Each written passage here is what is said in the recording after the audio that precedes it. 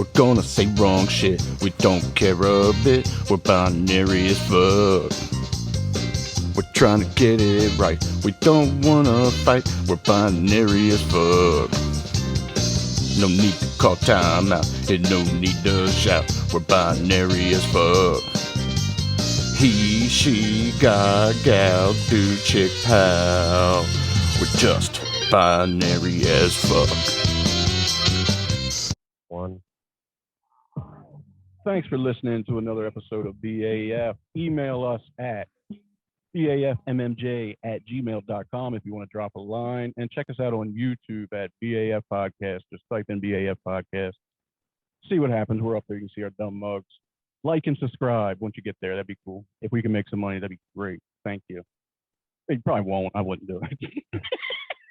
Every time you say it. Yeah, Okay. just subscribe. All right, like and subscribe. Friday 4 this week is 90 sitcoms. We got Bullshit Session. My Aunt Carol has her say. But first, our Mandarin lesson of the week. Mark's Mandarin phrase of the week. 标记一周的普通话短语。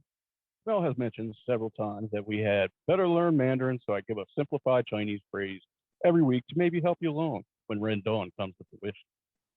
This week, we zheng si shi he bi si he ma cheng wa. I didn't do that well. Go ahead. 我将学习编写代码，承诺。I'll learn to write code. Promise. That is this week's Mandarin lesson of the week. What's happening, Mel? Living the dream, brother.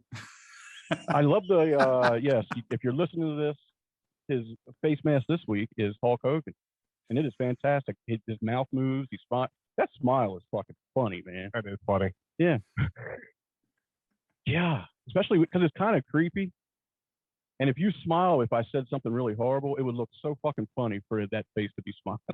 When I was like, and then all the children died, he'd be like, yeah. Look at that. That's fucking hilarious. All right. Yeah. Hey, well, before we start, Mel, I want to let Aunt Carol, I'm going to read Aunt Carol's review. But first, we have an intro song for Aunt Carol. Hit it, Jason.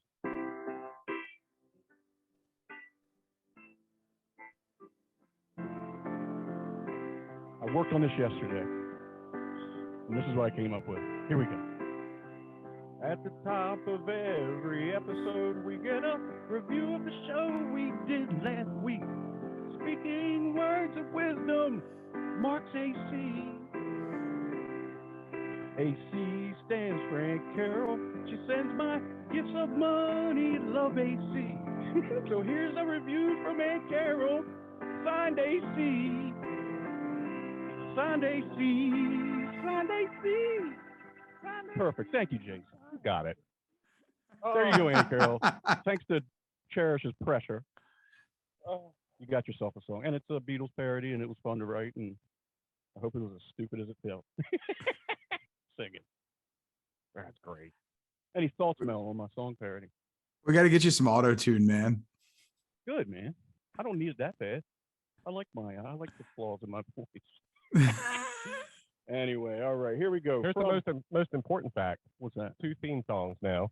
Yeah. 3 takes. 3 takes. They call me 1.5 take. No. Anyway, here we go. From Aunt Carol this week. Your Mandarin phrases are getting more entertaining by the week. And thanks, Cherish, for the push for the intro. You're welcome. There you go. Although I am getting used to this one. No, don't. It's fucking wretched. And that's a real song. It's on YouTube. Anyway, I won't say no to an original song, though.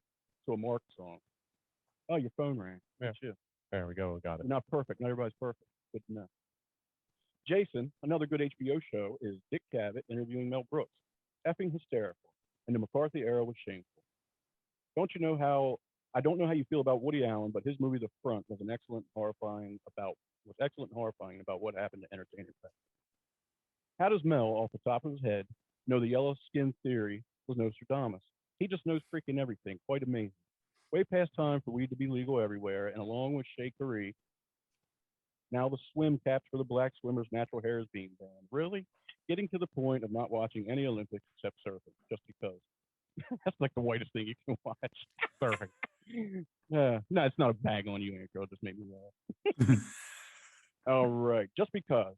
Is the fact that our Aunt Eleanor hated musicals a reflection on your mom and me that we enjoy them? I hope not. All bands can have one or two good songs and live on those forever. It wasn't a huge Stone fan, but I do have Hot Rocks in my collection, so that made me laugh now. I'll give you O's fans 83, I guess, because we, Phillies, at least won in '08. I think it will be a while for both teams to get back, and I have no major words for Cosby. Major networks are trying to decide whether or not to interview him. Please don't. One last thought and question. When did Monopoly become a thing?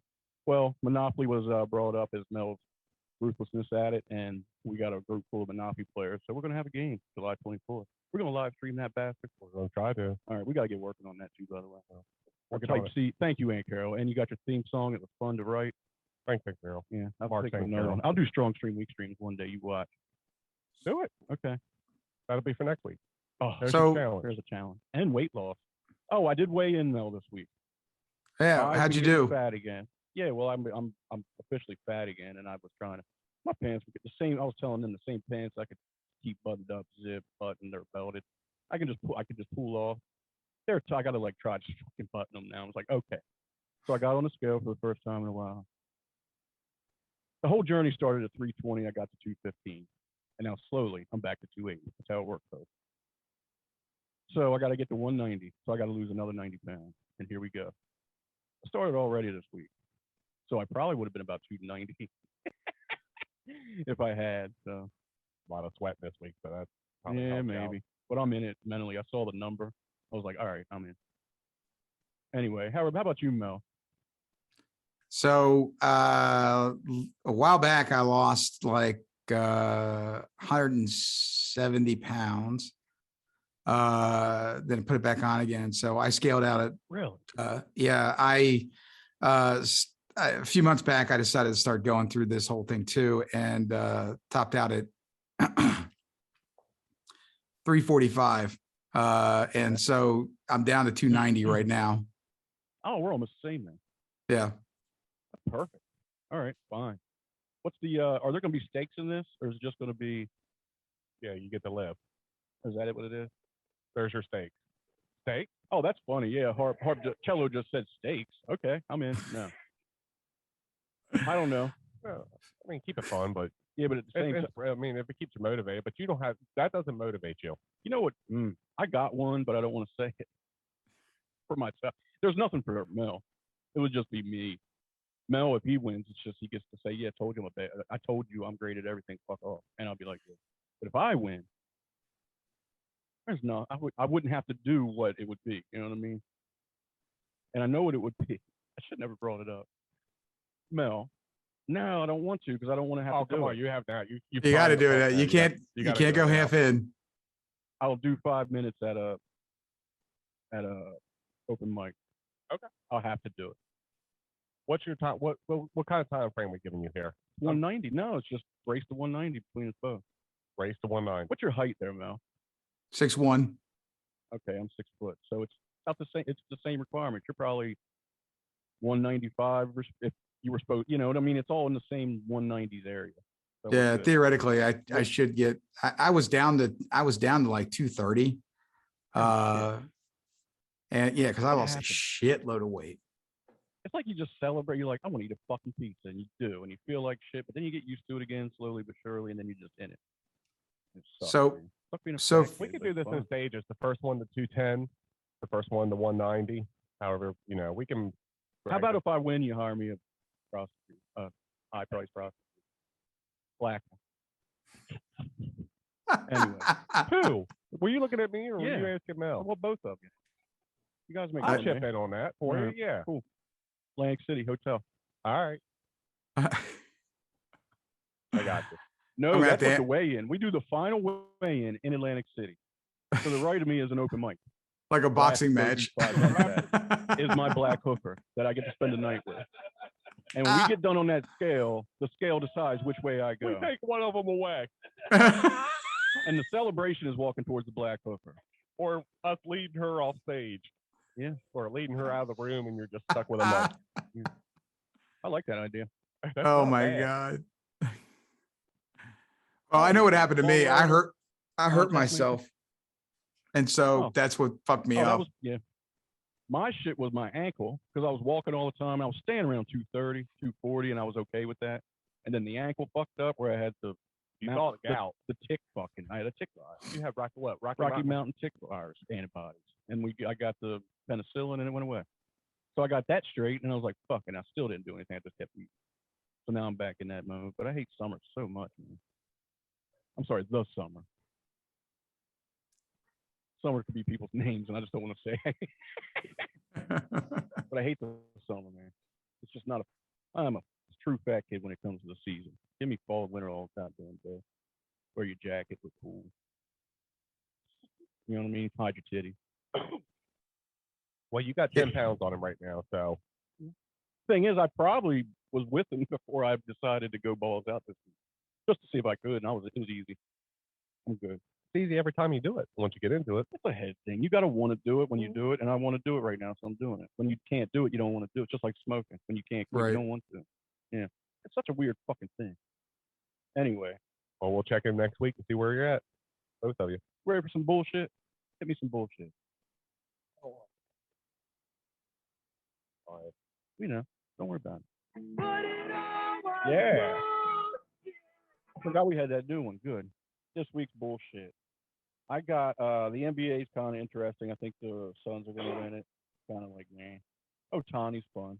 It's my favorite baseball player. I feel like a little kid watching this motherfucker. What's they at? 33? 32. Well, it was 2. Is it 3? Does he have 3? No, that's what I'm asking. I knew it was 30 in the early 30s. Yeah, he has 32nd. I think against Boston. That one he hit against Baltimore. Jeez. That bomb he hit the center. Ain't no joke, man. He No, might put he on a is not a show joke. Monday night. I saw a clip. I meant to send it to you when he was playing in Japan. Yeah. He hit one because they got that roof that's like the Tokyo Dome, yeah. yeah, but it's like the Metrodome was. Yeah. That he hit it through it. Really like a cartoon. Yeah, it went through the roof. Like a fucking cartoon. Yeah. That's Like weird. everybody's looking up for it, and then they see the hole flapping in the roof. I think he's a Westworld robot from HBO. He's something. I got a real dick and Is he? everything. Is he big? I mean, he's like what, 6? He's a big boy, Yeah, man. I'm saying he's tall. And they dude. said he worked out in the off season when he was getting back from Tommy John and all that shit. And then that's what he did to Boston. He pitched it. He goes out there and hits his home run and has a good game, double, scores 2 runs, home run. And then the next play he pitches 7, gives up 1. You know what I mean? It's like, I think Nick Markakis could have been that because they drafted him as a pitcher. He's a left-handed pitcher, and they just put him in right because he could hit too, and just let him use his arm out there and right, and it worked. It is. But I'll bet you he could have been that type. There's probably way more of those types than you think that could do it. But they really localize. They just kind of, isolate your skills at that level because of the money. But this Of kid, course. they're like, fuck, do it. What do you think about this kid, Mel? Is he fun? I don't watch baseball. I gave He's a up nice because the kid. Orioles suck. Oh. Man, just when you're on YouTube, just check out Ohtani highlights. They're always good. They're always like, just go to MLB or John Boy. No, MLB has the best highlights. They're 3 minutes. It's the live feed. They don't get into it. Then it just goes away, and it's good. They have good home run calls. The home Angel report, the commentators, they're good, man. When he hits one, they're like little kids. Oh, another one, and they're so into it. They all sound like Brock Meyer. Kind of like Young, like if he would lose that 50 shit he does, which is brilliant. All right, that's the only thing I had in The bullshit. NBA Finals. Are they gonna? You think the Bucks take Game 3 in Milwaukee? Who or- knows? They were all dog shit in game 2, except Giannis, who scored fucking 42. He controlled that whole game. Went on a bad leg, but they said his leg ain't that bad. God damn, Boston let off with a home run. Sorry. 3rd pitch of the half of the inning. Anyway, sorry about that. You tend to notice home runs when they're in your face. You know what I mean? You got any bullshit, Mel? What you been thinking about? Well, speaking of the Orioles, I found out today that apparently they had signed Diplo to do a concert at Camden Yards on the Yeah, they have. 24th. Yes, they have the concert suite. And then this week there was a lawsuit dropped on Diplo that said that he forced a woman to have oral sex. And the Orioles, That's what they. so the Orioles announced today that they're not having a Diplo concert on the 24th. Oh, let's have our Monopoly contest. Let's have everybody yeah. out and watch us play Monopoly. I bet you'll Yards, get more fans than the Monopoly. Orioles do. No way. Is that Did Is that did you watch officially- that? No, go ahead. officially going to be called the Mayhem in Bethlehem? No, it's in Easton. Easton. Ah, Yeah, yeah. we're gonna be Easton. Unless we get this room right. We could get this room right and cool. We could do it here. It's gonna be 68 degrees in my house. Yeah, let's do it at your house. I don't feel like trying to get to 60. Yeah, I don't even know what we're talking about here. It sounds like it's where we're Oh, gonna go. Yeah, we're in Easton. Yeah, I hear Yeah. 68 degrees. That's the location. Good. But what was the other thing I was thinking? I forgot. Wait, does These are G-Dub already know how to 15. go to Easton? Has he ever been that far Yeah. south before? Yeah, you have. You've been to Easton a few times, ain't you? Yeah, I told you. Poirier. You got McGregor and Poirier 3 this weekend. Yeah. I hear. You know what I heard today was the thing that made me like, and it worked. This dude, he said that McGregor went back to his old coaches. He got rid of all the boxing people. Went back when he was a bad motherfucker. Got those guys. And he got sent training. Blah blah blah. And then Bill Simmons said it. He goes, "So you mean this Colin's going to be the last 45 minutes of Rocky 3?" He said, "You got it." And that literally hooked me right in. One of the best comeback stories ever in a movie. And one of the best reasons to mention Dirty Work with Norman Hardy, because Chevy Chase is the doctor in that movie who needs $50,000 to pay a bookie because he bet on Mr. T to win the second fight of Rocky 3. Because he destroyed him so easily in the first fight. Anyway, that's what that movie makes. I remember that. That Yeah, movie man. makes me think about Dirty Work every time just because of that. It's fucking brilliant. Bet on Mr. T in the second fight? Yeah. Have you ever noticed that UFC, like guys hit walls? Like Chuck Liddell was a badass, and then all of a sudden he just wasn't a badass anymore. Take the toll. I mean, Once you take one, or Rogan said it 100 times. Once you get knocked out once or twice, once you get on Queer Street, yeah, that's it. yeah, you get a couple more times maybe. You just start to become more and more like glass. Yeah, Right. Your head can't take it anymore. Look at Nate Diaz, the shit talker. Yeah. He gets, man, they just rub into him his fucking face off so because he has so much scar tissue. But the fucker can swim to Alcatraz back from the San Francisco coast. Stamina like no other Pretty man. cool. Yeah, that's what they said. And you know what? And that fight he lost the other night or the other last pay-per-view. Mm-hmm. I didn't watch it, but I saw it. Like there he was in the last round, bloodied, But still wobbling fighting. that motherfucker, and you're like, how does he do that? Because he was wobbled in the second, and you're like, how? And I've seen this before, so now you don't react to They're it. probably still talking shit. Yeah, and then by the fifth, he's got it all back, and he's whooping his ass. Yep. Like that is a scary motherfucker, Nick Diaz, Both and of his them brother. are. Yeah, it's entertaining though. I think Poirier beats his ass again. I don't know. I'm gonna take Colin. I'm gonna take Conor McGregor. All right. For Rocky 3, just for the Rocky 3 reference. I don't see the comeback. I don't know. He should have signed with wrestling when he had the chance. Is it a title on the line? No, So just they his said for dignity. him to be filed in with all the greats, like Bisping made it in because he won that title late in his career. And they said McGregor's gonna have to do the same thing. He's got to win this and then figure out a title shot. He's got to win a title for it to be really honest, put into the great. With the the Anderson Silvas and shit. I think it might be the last time you see him. And he's got so much money. It's like He doesn't need to do it. Yeah. He's got his whiskey now too. which you're at your apparently best. You're at your best when you're broke, man. He ain't been broke in a long time. He ain't got fucking. Last I read, his whiskey was selling like gangbusters too. So Of course. you don't need that. Goddamn degenerate. What else we got? What other bullshit we got? Let's get an email. We got an email this That's week. right. Check the emails. Mail, motherfucker. See, I'm glad you called that, man. I'm a horrible director. Who's our email from this week? This week our email is from Tyler, our old buddy Tyler. Okay. So starts out, damn right. Eagles are goddamn awful in every way. You two have some good songs, but they have more albums than they do good songs. Fuck you two. Go ahead. I'm with Mark on Journey. Group them in with Kansas, Boston, REO Speedwagon. They're all one giant shitty band that sounds the same. Yep. Now I was starting to like Bell, and then he goes and says one of the most foolish things I've ever heard. I'm not sure what Rolling Stone fans he's talking about, but from 68 to 72, their discography was as follows: Beggar's Banquet, Let It Bleed, Sticky Fingers, Exile on Main Street. They have more great albums than Kiss have decent songs. I'll give them that. How dare you put them ahead of those turds? Anyway, if there isn't some bloodshed in tonight's top four, I think you should retap the wrestling well.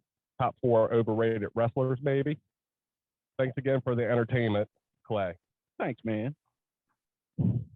Hear me on Rolling this. Stone lover. I'm going to double down on the fucking shittiness of the Rolling Stones and just tell you this, which is not only do they suck, but they suck bad because they, think about this for a second. They put out a super shitty album 30 fucking years after they put out the shitty albums he just mentioned.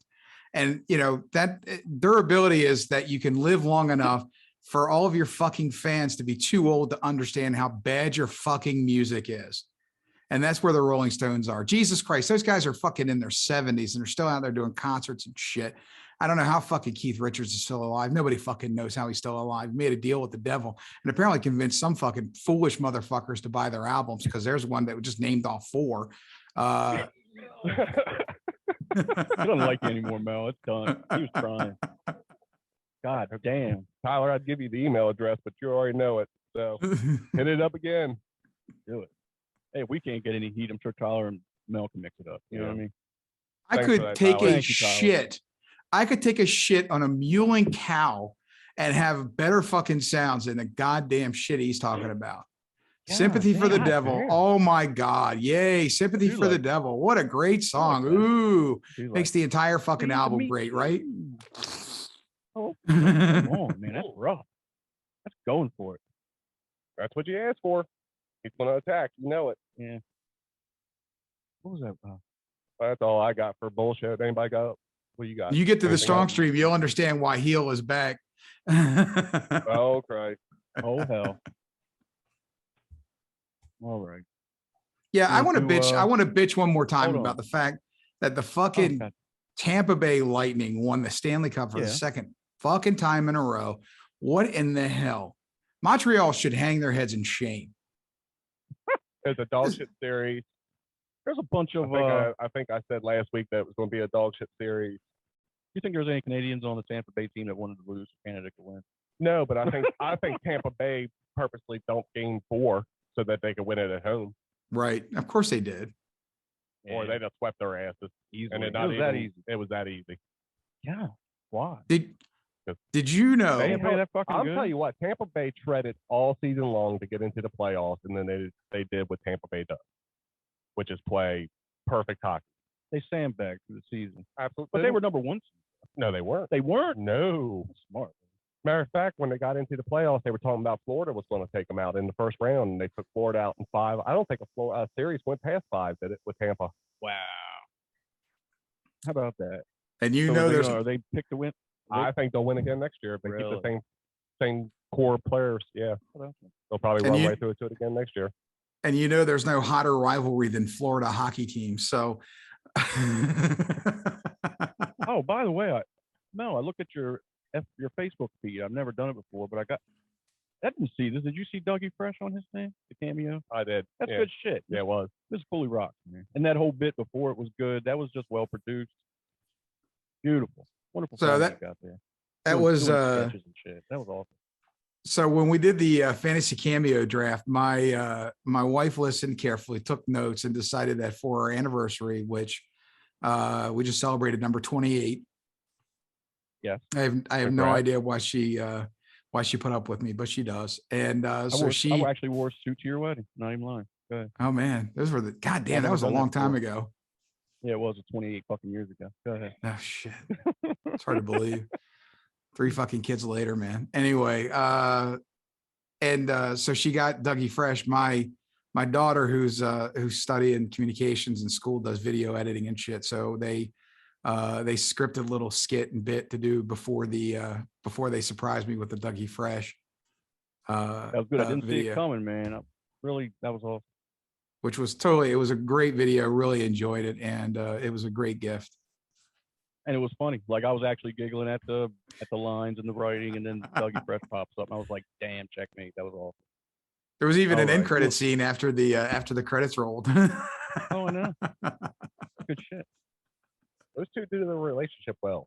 Yeah, it's not forced. They just do it. It's not. Oh, It's fun to see. It yeah. is. It's the only one I've ever seen. Yeah, that's the only one I've ever seen that's fun. I got another one. I got one more. Like I got 2 that I can pull that make me really not care because I'm like, I know so many, and those are the only 2 real ones I've ever seen. And that's It's another a- reason not true. So anyway, here we go.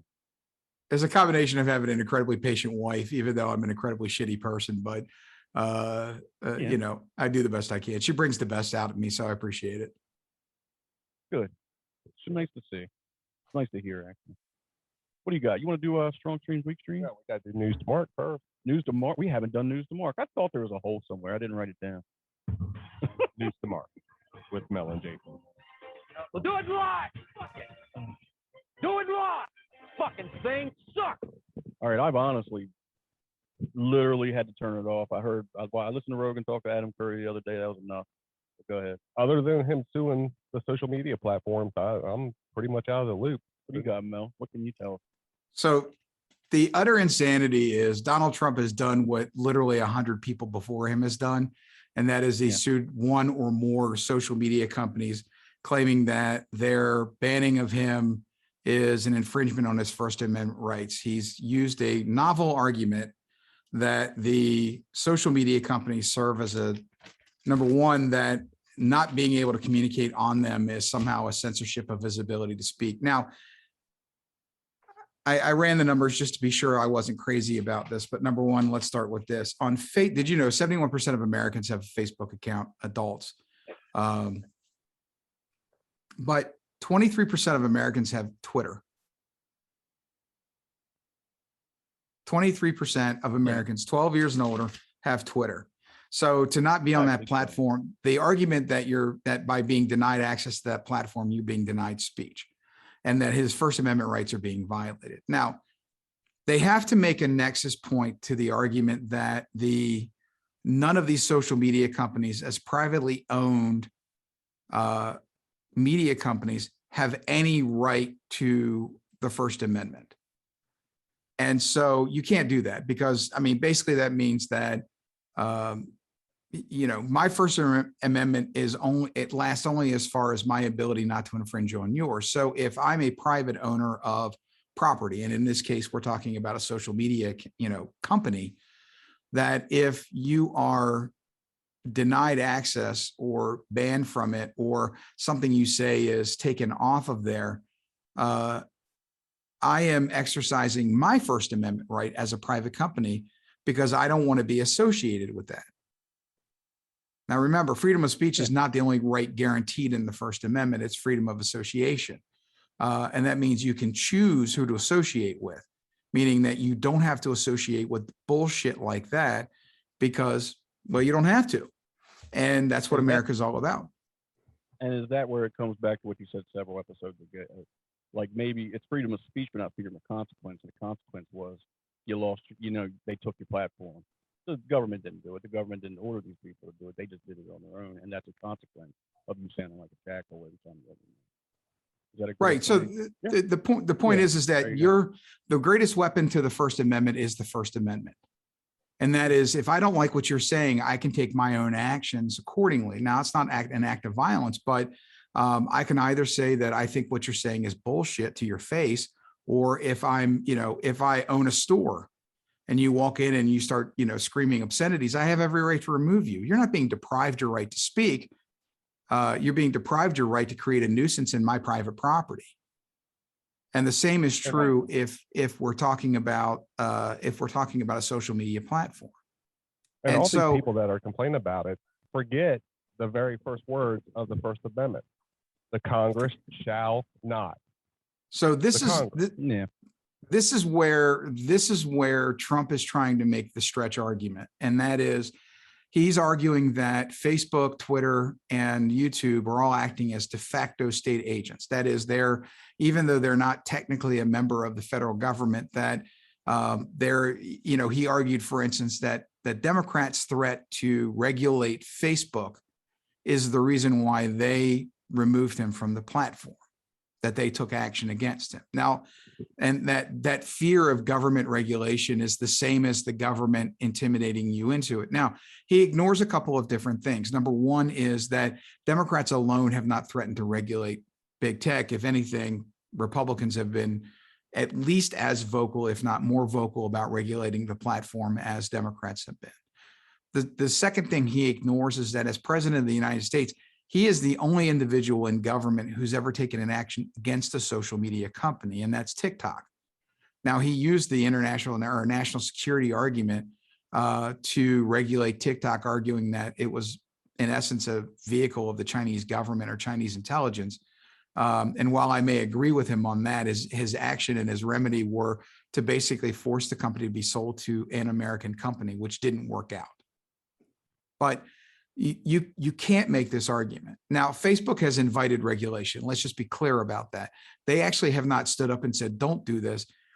Zuckerberg has said that you've got to democratize the process. That is, you've got to create a clear standard that applies across social media platforms.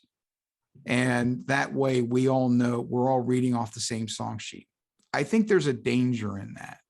And we need to be very careful about whether we think this is logical or not. Is this middle ground, this idea of creating some regulatory authority over social media companies, so you sort of take them off the hook for having to make their own determination of whether they want to associate with a speech or not.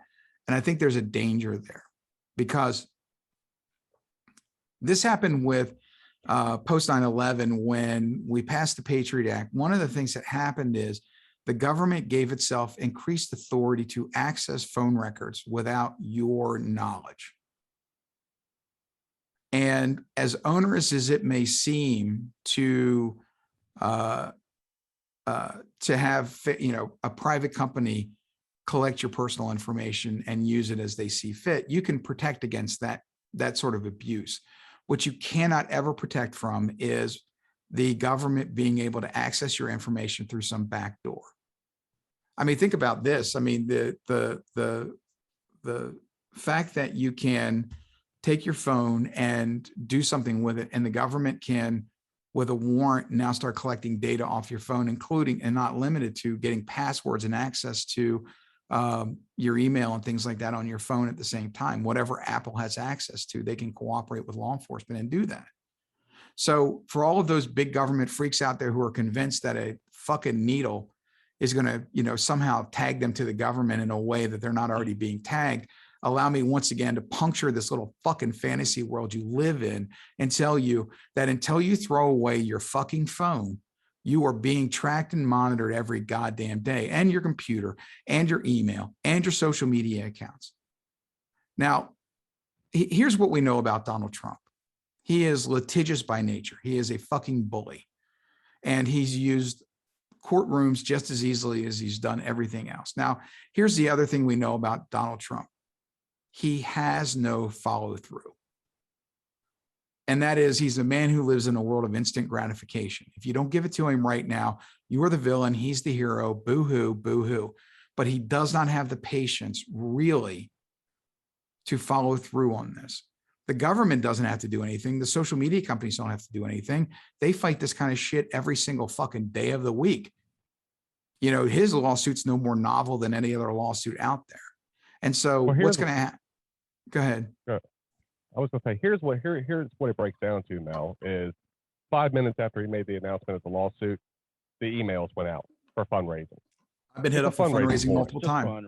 Because so he's got 2 million faithful that'll give him they'll dismiss the case on its merit alone. 2, he does not want to have to sit down for a deposition, because that opens him up to discovery. He doesn't want any of that. He just wants to raise some bucks, and then the lawsuit will just get dismissed, and he'll make his money. How much do those tobacco lawyers cost? They doesn't pay them either. He doesn't pay anybody. He's got tobacco lawyers. I heard him say. I read the other day that he told Giuliani like $75,000. I got those tobacco lawyers. I'm like, God, this motherfucker. Yeah, look what they did to the tobacco companies. I mean, those guys are paying money hand over fist. But I packed. That's why I had to quit. So thank you for being shitty tobacco lawyers, because I had to quit. Thank you. For $10 a pack, fuck you. So anybody that's out there saying he's doing the right thing and he's going to make progress, it doesn't matter. He's not doing anything. Man, he's just fundraising. After what I heard today, the guy that goes to all the rallies and shit and talks to all these people, literally just talks to them. He actually stays in contact with some, or some. He got tried. He's big on TikTok apparently, and he actually is just a comic who started going these things during COVID. just to actually just talk to people, because he doesn't try to argue with them. But if you state any kind of honestly, look, it's like they don't care. You can show them anything. It doesn't fucking matter. People would rather be wrong and not be told they're wrong than to be told, you know, it's weird. It's a weird thing about humor, and he's exploited it. Oh, And it's like, all right, just once you make your stand, you're not wrong. That's what There, he taught him. there replace is and no be more elevated powerful again. reality than fear. Fear convinces you of things that nothing else does. And so, as I've said, in the modern politics, stoking your fear is what all of these people want to do. They don't What's want the you to easiest way think do it? you They got do to, the Nazi shit. I mean, exploit that's the it. fucking Holocaust all the time because it's the most horrific thing anybody's ever heard of. That dumb bitch. And they just dumb it down to fit their fucking stupid. Just stop it, man. That dumb bitch, MTG. Man, fuck her, man. She apologized like 3 weeks ago for all that dumb shit she was saying. And all the MTGs all over the country are challenging the incumbent and stuff. Yeah, We, And it's like, what are we watching, man? you had Tommy Lahren do it this Idiocracy's gonna week. Yeah. She called flight. what she did? What did dummy do? She got upset because she got on a plane and they made her wear a mask. And so she literally referred to the flight attendants on the flight as Nazis in the sky. Fuck her. Dumb bitch. Ugh.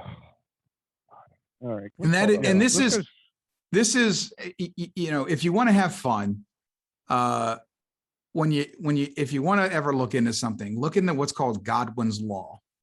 You guys know what Godwin's law is? No, tell me. So Godwin's law is that there's a fact in that in any debate that you have on the internet, it will go on long enough for someone to invoke the Holocaust or the Nazis in the debate. And so anytime someone brings it up, I always immediately go right back to Godwin's law again. So it's true. If you've ever been on, you know, whether it's an extended Facebook debate, people they will continue to escalate it till they get to the worst possible example, at which point they're either going to, you know, they're going to refer to you as a Nazi or basically say you're trying to implement another Holocaust. And it doesn't even matter what you're debating about, but you're going to get to that point because that to them is either you're so enraged by the comment that you lose control and lose your shit and then you've lost the argument, or that you basically go away because now you've been compared to a Nazi and you feel shame and you don't want that, you know, you don't want to be associated with that. So you just sort of disappear from the argument. Yeah. And it's just hard to watch. I've just been watching just baseball. Just watch Ohtani highlights, man. That's what I do. YouTube. I love it. Yeah. What else we got in the news I ain't tomorrow? got nothing else in news. I'm good. What else we got, Mel? Anything you need to mention to the people? The Haitian president was assassinated this week. Some weird shit happen on a world scale when any head of state gets assassinated. Doesn't shit get weird? Honestly, Haiti, there's a cyclical process in Haiti where this happens, where the leader gets deposed. It just seems to be one of those things. So if you're president, you know you're gonna be murdered out. Well, no, I mean you had Duvalier who was the dictator of Haiti forever, and his son took over and he was deposed. And the opposition leader was Jean-Baptiste Aristide, who was president of Haiti forever until he was deposed. Now you've had some cycle elections, and actually this president, when he took office, he made a pretty bold proclamation that Haiti's problems could be solved by Haiti, and that he was not interested in getting assistance and help from the outside world. And 7 months later, he's murdered in the presidential palace. We're in a cycle, though, and the other thing that I was going to mention was Afghanistan, because we're completing our withdrawal of troops in Afghanistan, and the Taliban is more aggressively than ever expanding their reach, to the degree that while the Pakistan government and the Pakistan intelligence were happy to watch the Taliban torment the shit out of the Afghani government, the influence of the Taliban has expanded so far now that the Pakistanis are starting to get nervous. That tells you how bad things are getting there. And, this is one of those things where everybody fucked this one up. from the very beginning. Afghanistan, as we all know, was under the occupation of the Soviets, and they attempted to take over the Afghanistan and try to beat it down. Before that, the British tried to do it, and they failed back in the 19th century. And after the fall of the towers, we went into Afghanistan because they had sheltered Osama bin Laden. And so our goal was to go in there, basically to hunt him down and then to eradicate the radical elements of government there. And in fairness, after the Soviets withdrew from Afghanistan, you saw the radicalized element of Afghanistan start to take over to the degree that we're talking Old Testament style stoning. And I know when people think that stoning means you grab stones and start throwing them at people. No. Yeah. What they would do is they would, a young girl is raped in a village. Now she's soiled. The rapist is not. So what they do is they basically put her in a structure and then topple the structure. That is, she's collapsed, a building is collapsed on her. That is stoning. And that is the old school fucking version of it. And going back to that so the Taliban represents that element of Afghanistan. They're more radicalized. We'll call them Uber Muslims, and that they have been laying in wait for 20 years to take back what they believe belongs to them, because every major power has gone to Afghanistan. Talk about Vietnam being a morass. That's nothing compared to Afghanistan. Every major power has tried to bring Afghanistan to its knees, and every major power has failed. Is it oil? No, actually, it's a barren fucking country. Nobody really wants it. It has strategic gateway importance, but that's it.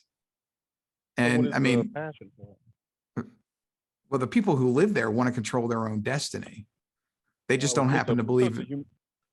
Is it a humanitarian thing for all these No. people to try to? No. They don't believe in freedom either. We wanted control over something. In our case, it was because it was sheltering Osama bin Laden. And that's where terrorist elements were being trained. It was a safe haven for terrorists. Well, that was what Michael Ruppert on Rogan I'm gonna say 2012, when the guy that killed himself had to live off the grid. He's a CIA guy that used to help Mexican cartels get cocaine into the country, blah, blah, blah. And he said that, what was it, 2012? And Rogan mentioned that we'd be leaving Afghanistan in 2014. That was the first Obama plan. And he goes, we're not leaving there for a long time. And he goes, a long time like how? He goes, into the 20s? He goes, oh, yeah, probably. And he goes, why? He said, lithium. They found a $6 trillion trench of lithium, and everybody wants it. And we got it right now. So, and I was like, that's conspiracy theory shit. But at the same time, we didn't leave until now. Motherfucker wasn't wrong. I mean, that's a big find as far as world scale shit. $6 trillion trench. And they got one in Panama right now too that is being. If there was a $6 trillion trench of lithium there, and we didn't take every last fucking bit of it on our way out the door, because we spent a shit ton of that money, occupying that place. Where we failed, where we failed here is that in concert with going into Afghanistan, we then generated this idea of settling a score in Iraq. Now, to be honest with you, the lasting legacy of this post 9/11 era is a free and fair Iraq. So there is at least one good thing. There's at least one good thing that came out of this. I think it was a strategic mistake to try to take on two of these issues at the same time, though. We really should have focused on Afghanistan. We needed to build an infrastructure there. As difficult as that was, the problem is that a country like Afghanistan, you cannot occupy it with military force. What you have to do is you have to bring it civilization. And that means roads, that means electricity, reliable electricity. That means creating a middle class. And the reason why you do those things, that's all part of, if you really want to go in and change the nature of a country, you have to create a middle class. That is a well-educated group of people, not highly educated, but just a well-educated. Think of it. What if they don't want it though? Isn't that the whole thing with that white dude that told me about the Europeans that went to Africa and gave them all, got everything going, and then all the tribesmen came and butchered them all and got them out of there? It was like, maybe just didn't want them there. Don't these Muslim countries just have the right to just be shitty and let's leave them alone? Well, Weird. I mean, you as long as they don't pose a threat to the rest of the world, yeah, sure, fine, whatever. Yeah, There are plenty of shitty countries. I mean, that's why nobody fucking cares Like about North Darfur. Korea. And North Korea shit, yeah. No, North Korea is a threat, They have but nuclear. Yeah, they have a nuclear capability, but it's like that's it.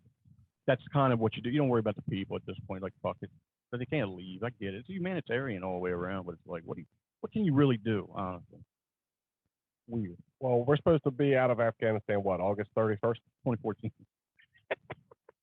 Yeah, I think that's the deadline. I saw. we'll be out by August 31st. That country will fall, and it will be under complete Taliban regime within the next year. And I don't think it's and what even that going to means for take the rest that of the long. world. I'm about to say, how long before they hit us again, man? That's the question, Not right? saying it'd be not a maybe not 9/11 style, but like they're not going to take the last 20 years lying down. Oh yeah, They're just not. all we did. Think about it this way: it's like stepping on an ant mound, right? You can, if you see a big, like fire ants is a prime example of this. If you step on a fire ant mound, what you ignore is the incredibly intricate infrastructure underneath the ground where there are 10 times the number of ants that you see in that mound on top that are still actively working. So you could cover that mound up, you could wipe it away. And you know what? Within a week, the mound's back again and even bigger than it was before. And you add the human emotion element. Like somebody hurts my son, I'm gonna want revenge. There are little kids now that are 30-some-year-old There are men people, that that have are lost like their fuck parents, this their shit, fuck siblings, these motherfuckers, and they want yeah. revenge. What they feel is revenge. Great. There's not to go all Godfather on you, but if you'll remember in Godfather 2, when they talked about the Cubans resisting the Batista government, and Mo Green said that the communists were dangerous because they had nothing to lose. No. And that's like what is what you're dealing with here. Doesn't this open the like okay for a dummy like me? I'm like, well, then why wouldn't China get them in once the Taliban takes over? Why did China just make a bond with them? Because they can do whatever they want with anybody. They can give them whatever they want. Just if the plan is to knock us out, who the fuck knows? You know what I'm saying? Does that make any sense to a person that knows? Yeah, but they're not interested in colonization. Period. They've had people 49 plan, yeah. But let's use Afghanistan again. They've had 1 million wealthy, powerful nations standing on their doorstep saying that they're here to save them. And every single fucking time they've murdered their people in their eyes. Yeah. So if the Chinese showed up tomorrow and said, hey guys, we have good news for you, believe me, they're not going to feel any warmer to the Chinese than they do to the Americans, to the Soviets, to the British. They don't want any, it's their homeland. You think about it too, I'm sorry, go ahead. It's their homeland and they're going to fight tooth and nail for it, no matter how barren, desolate, and sad of a place it is. They're going to fight for it. And we didn't seize the moment we had to help them raise their level of expectation any. Yeah, I forgot what I was going to say. Sorry. I mean, you got to look back to the early 80s. You know, we were their savior. We helped them push the Russians back. Yeah. Oh, that's what I was going to say. And the Afghanis or the Middle Eastern people are very religious. The Chinese communism usually doesn't have any place for religion. That's why I learned devoid of religion. Yeah, because on the Americans, Kerry Russell, goddamn Kerry Russell spy flick, spy show, that was a big deal because when their daughter, you know, she didn't know anything, she got into the church and they had to deal with it. And it was interesting to watch that art of them having to deal with that dude at the church and all that shit. I think it's been like 22 episodes since you've mentioned the Americans. Yeah, I can't believe I didn't think Kerry Russell for 22 fucking weeks. My God, especially no on the Americans. Oh, sorry. Well, like I said, my wife's gonna throw a flag on the play. I'm telling you now. Oh, come on. I bet her butthole was cute even at 50. All right. Anyway, I Anyway, don't want to see something 9/11 style, but I got a feeling that, like I said, they're not going to take. I don't. Let's not think about it. Maybe we'll be dead by then. All right. Strong stream. Well, we live in these areas. There's nothing to blow up around here. We gotta watch the news. That's all. But let me go back to put a bow on this for everybody, and that is, I've said this before. I'm going to say it again. The last 4 years, and honestly, the last 30 years have been a foreign relations disaster. But the last 4 years of thinking that everyone in the world owes America something is going to come home to roost. And I think that we're not going to see it happen for a few years. But this is what I'm talking about. This is why I'm saying, you know, I'm seeing the world affairs. It bothers me because there's really no one there that is going to offer any kind of aid and comfort. I mean, you think about this as you know, what we're doing while we're evacuating Afghanistan is we're abandoning the thousands of Afghanis who helped us along the way. Yeah, They were and then they get mad on translators. top. Yeah, and then they're mad on top of the regular. Let's talk about something else, man. Can we? We got any more news? We're gonna do strong streams, weak streams. Are you done, Mel? Yeah. I'm depressed and scared now. Okay, good. Strong streams, weak streams. What we got this week, fellas? Let's go first. I got one. Go ahead, bro. Amazon started a new movie this week. I Yeah. loved every fucking second Was of it Chris Pratt joint? The Tomorrow War. Yeah, I almost watched it. But Watch it. I'm bad at movies, man. I know you are. And alien movies are all kind of the same, I but like Chris Pratt. I like Chris Pratt. I like the aliens in this. I like what they can do. I like how they defeat them. I like the whole movie. Have you watched it yet, Mel? No, I'm turning into Mark.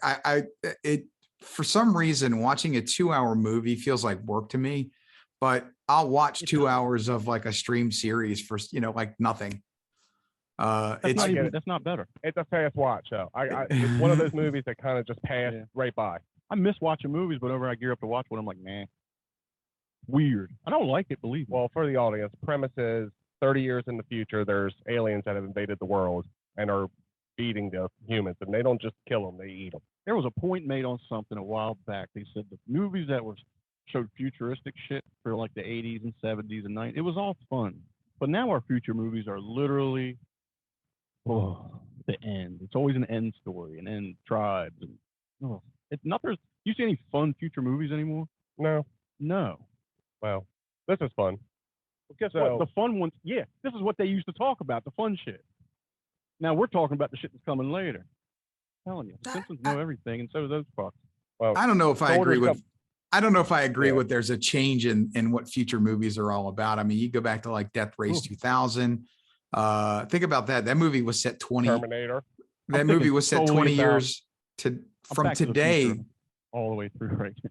I'm only thinking about Back to the Future. You are Back to the Future too. What? What could happen in the future when Biff got the book? Because he got the. That's on a stupid point though. Biff would have been a dummy in town. Probably would have had some rapes under his belt if he didn't get that book.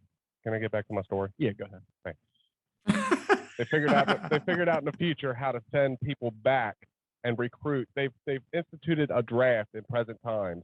You have to go do 7 days of service, and like 80% of people don't come back. In the past? In the future. Oh, in the future. They have found a way to bring you into the future to be a soldier. And it doesn't matter if you were a soldier or you're in the military, it doesn't matter. Civilians, doesn't matter. You get drafted in, you got to go do 7 days of service. Even if you can't do anything right? You can't do it. Big fat people, women, housewives. Interesting. Housewives, doesn't matter. You get drafted in, you got to go. You got to wear the clothes you showed up in? Oh, yeah. They're just in the, once you get drafted in, they got to put this like bracelet or this wrist thing on. And if you try to take it off, you go to jail. They select people that are going to die before 2051 when the alien attack happens. All right. So people that are going to die before them, they're the ones that get drafted in. I like that. I'll watch it. Housewives with guns strapped to them. They don't get any basic training whatsoever. Are they wearing slippers like this where you can feel the rocks under your feet? They're just wearing like button-up shirts and jeans. And when they get drafted, when they get sent into the future, they're basically right into the war zone. Are they speaking Mandarin? No. Okay. No. Still speaking American. It's not accurate at all. And the aliens are fucking horrifying. Good. I'm on it, man. I'll take it. What's it called? The Tomorrow War. I got it on my watch list. What am I talking about? Got a giant picture of Chris Pratt. And it's got J.K. Simmons in it. Oh, he's good in everything he's in. And he's funny in it. He's always funny. What you got, Mel? You got a strong stream this week?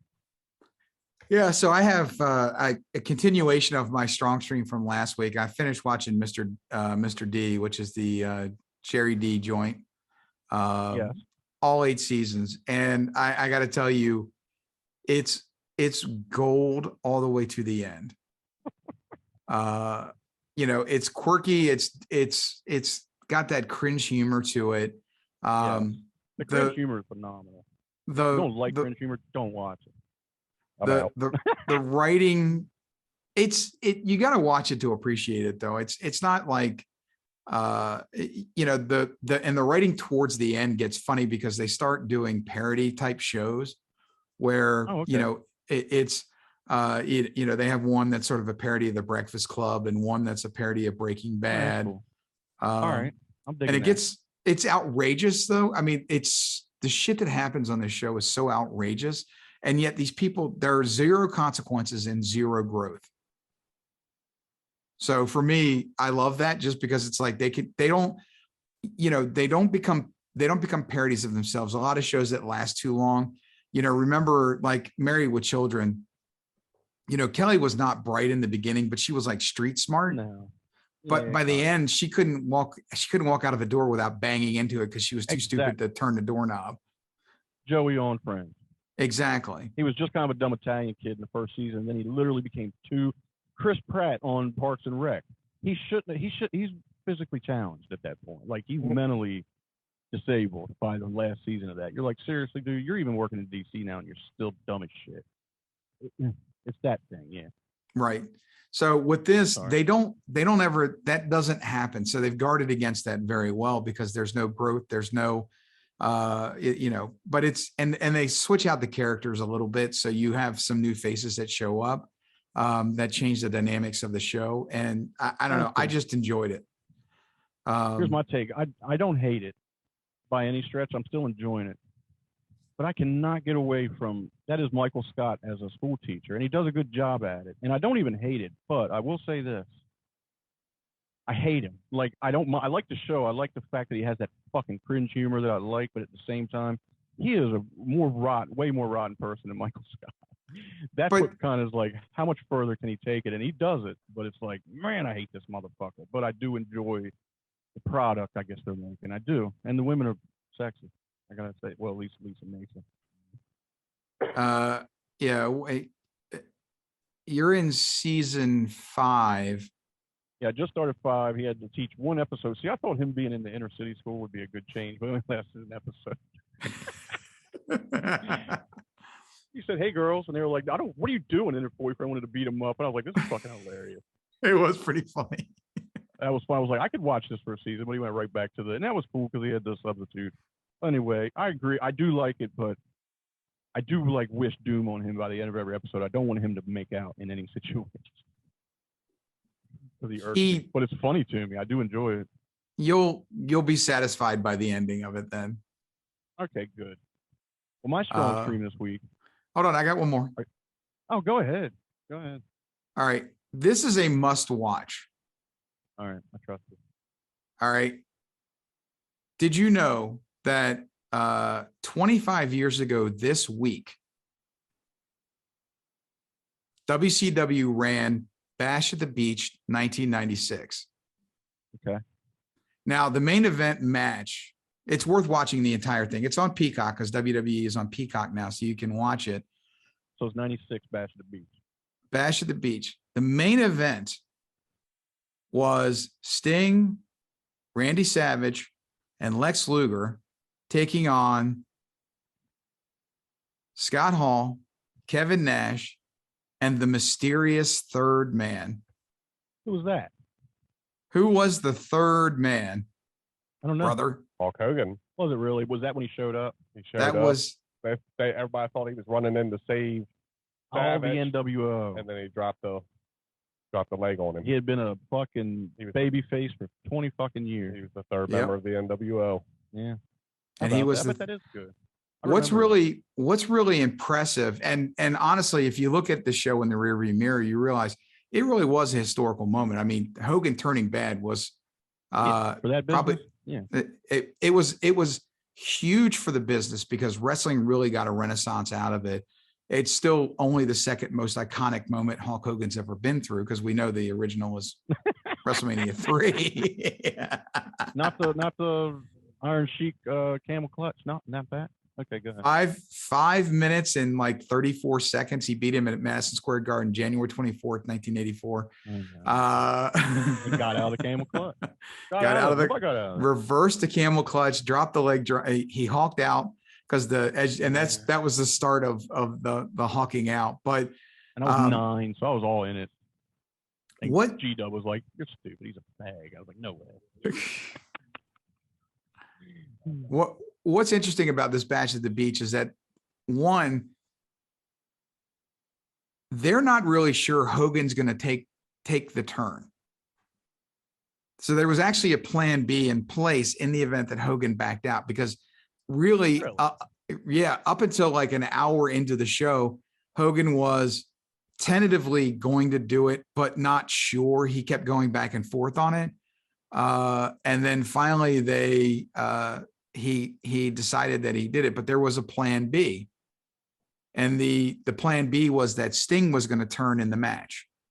That makes sense. Because he's the only other, because I mean, Luger's done a million bad guy runs, so nobody gave a shit if he flipped. Savage was he was a terrible, and vicious bad guy, heel for a long time. And, of course, also the star of the second greatest match at WrestleMania 3. And had his way with the McMahon sisters. That's why he had to leave WWE. Allegedly. Pretty funny. He never went back. And definitely likes those bad boys. And if Sting makes that turn instead of Hogan that night, NWO never takes off. It would have never been what it became. No. Yeah, that's true. But the promo that he cut after he did the turn was magnificent, and the heat in that audience with all of the shit being thrown into that ring. I mean, the amount of garbage thrown in the ring that night, and really for the next like 3 months, was amazing. Oh, I know. Yeah, they littered that ring. We were in Salisbury. GW and I were in Salisbury for the Sting for the NWO show that year, November 25th, 96, because I just watched it on Wrestling Empire. I didn't see us. We were all the way up at the top, but Sting came down right next to us when he did his entry, his mysterious entry. We were like, yeah. Oh, I thought when you said that text, I thought you meant you saw yourselves. No. 25 years ago. No, that we were there. It was fun. But it was a whole, wasn't it littered? Everybody threw shit in the ring at the end. Yeah, it was cool. I believe that. Definitely good memories down in Wycomico. I saw WrestleMania 3 and 4. Look at you at Wycomico. Closed circuit TV. Motherfuckers. All right, my strong stream. Yeah, go ahead. I was gonna say that's where we saw Luger leave the arena and we chased him down in Salisbury. Oh, that's right. I remember that. All right, my strong stream is Summer of Soul on Hulu. Questlove got the footage to a music festival that was held the same year as Woodstock. And they got, what they say, 500,000 people in Harlem for this thing, and the footage has never been seen. And he did a nice little documentary to it. There's some boring parts that he had to play. And I get it, he's a musician, so he played certain things. But as far as the story being told, I liked it, man. That real footage of the real people back in '69, it was interesting. Streets just lined. Yeah, and you get Stevie Wonder. How the fuck you get Stevie Wonder, B.B. King? Get the fuck out of here. It don't matter who else you put up there. I didn't have a chance. I didn't watch that one this weekend. It was interesting, man. But I enjoyed the shit out of it, yeah. What I like about it, there are dead spots in it, but I want you to compare and contrast that though. So Woodstock is in upstate New York, and basically on a farm, and a bunch of hippies laying around in the mud. Then you've got basically a lot of big acts, black R&B, Motown, you name it, acts of the time. And I mean, like Stevie Wonder comes out on stage, it's got to be hot as fucking Harlem when they're doing this concert. Corduroy. And we're in a fucking suit. Corduroy jacket. G'd up. Though, man. I didn't know he played the drums. I had no idea he played the drums. So I was like, where that motherfucker go, man? That guy plays like 12 different instruments. Exactly. That's a real legendary person. Statue-worthy person. Like, not just, whatever. Make a statue. Like, I think Stevie Wonder gets lost in the modern era, which is a goddamn travesty because, I mean, he's fucking amazing. He is. And then you don't think about him. You see something like that when he was young, and you're like, God damn, he still kind of does it, man. He's not that far off from that shit, except for the physical movements, but the actual product ain't changed, man. He's a bad motherfucker. Hey. I agree. All right. And also, I want to throw out there the Corso video, Tyler, the Creator. He's been dropping videos to his new album. It's okay. It's not as good as Flower Girl or Flower Boy, which I really enjoyed. Didn't like Igor as much. And this is okay. I don't hate it. But his videos are interesting. And this Corso video, it's called, It's a cool video, man. He's hired to do a kid party, and when he has to finally get up there, he goes all out adult, and it's interesting if you just want to watch it. It's only a couple minutes. And he did the punk rock thing where all the songs were like 2.5 minutes. I'm like, I like this. Oh, good. And on weak streams, I fired up Bridge and Tunnel on Apple TV. I was very disappointed. What is it called? Bridge and Tunnel. You see an 80s flick about Jersey and New York and kids getting laid and all that. I only gave it one episode, but I was not pulled in, man. It had tons of promise. Any stars in this, or it's just all fresh face? It looks like all fresh faces. There might be a star, but I wasn't pulled in enough to really check. I was like, come on, man. But it is like 80s teenagers smoking weed, high school, Bridge and Tunnel, Jersey to New York, all that shit. It should be a killer. Maybe I should watch the second episode, but the first one didn't pull me in. Weak stream with potential? Maybe. I don't know. Just didn't find anything. I don't really want to go watch the second episode. Didn't care. I didn't care. All right, then. And I got to mention, I think You Should Leave Now has a season 2 up. And it does not have the magic of fucking season 1. I think season 1 was so over the top, you weren't ready for it, but now you're just ready for it this time. It doesn't have the rewatchability. It doesn't. Sure. No.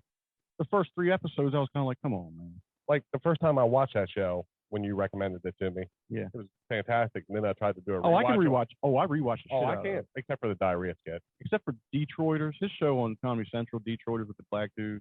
There's 2 seasons of that, and it is goddamn wonderful. You ever watch Detroiters, Mel? No, I've never seen that. Check it out, man. It's Tim Robinson and the black dude. They have an ad agency that his dad ends up going to prison, so he gets the ad agency. When his dad shows back up in like episode, almost second to last episode of the season, who's his dad? Kevin fucking Nash, and he is the alpha. He was like, everybody loves him. He's the reason the ad. It was fucking fun, and Kevin Nash knocked it out of the park. So that makes you want to watch it there, Mel. First season of Detroiters, fun, man. It's on Hulu. It was another strong stream by accident. I tried watching. I think I tried watching the first season of I Think You Should Leave, and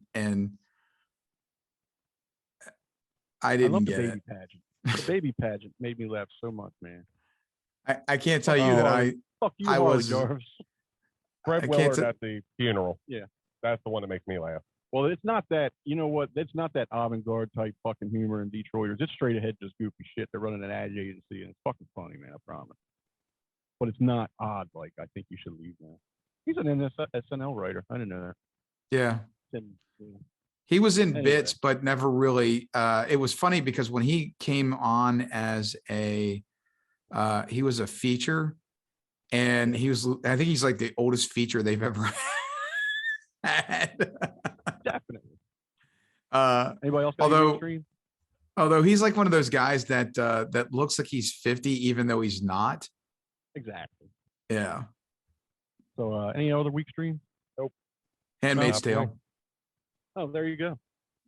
And it will be. I almost started doing. I just let him have it. I might just start doing every episode, season 1, episode 1. This bitch gets robbed from her house. Fuck this shit. Anyway. All right. It's a shitty show I've never watched. Friday 4. Hit the music. 1, 2, 3, 4. 1, 2, 3, 4. 1, 2, 3, 4. This is only an exhibition. This is not a competition. Please, as always, ladies and gentlemen, no wagering. Every week we have a Friday 4. It was Mount Rushmore, but we like, fuck that, just do 4. And this week, it is 90 sitcoms. What are our 4 favorite per us? And I honestly believe, it's just our opinion, but Mel, his opinions, you know. I am Judge Dredd. I am the law. I know. I'm actually, before we get into this week, I'm gonna do the First Amendment for Friday 4. You went to college, and I'm gonna give Mel one. Yeah, but you ain't been to you can't put amendments on people unless you've been to college. One we did a couple weeks ago. I've been watching a lot. Have you ever wired to college on your job? No. See, I put fence up at a college, so there you go. What do you say there, Mel? I've been watching a lot of YouTube clips, and I'm going to give him one that we had a couple weeks ago, and I'm going to officially change mine. I'm going to put Letterman over Carson. Are you really? Yeah. Good for you. All right. So, Mel, you want to start this Friday 4 of 90 sitcoms to set the bar? I have a feeling I'm ranking this one lower than you guys are. Right. I'm gonna throw it out there. Go ahead. Fresh Prince of Bel-Air. No, I didn't even think of it. But yeah, you're right. It's a good one. You ranked it lower than I did, but I ain't gonna get too mad about it. I had it at 2. Really? It didn't even cross my mind. I can't believe that.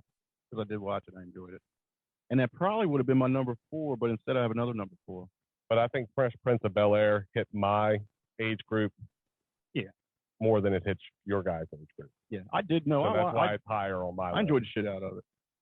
So yeah, I did watch every fucking episode, and I watched the reruns. Unlike Yeah, I mean, I was already in college when that show started, and exactly. Yeah, I was like 13. Yeah, Yeah. it was perfect for that. I know. What do you got there, J Rock? Number 4. Number 4, I've got Martin.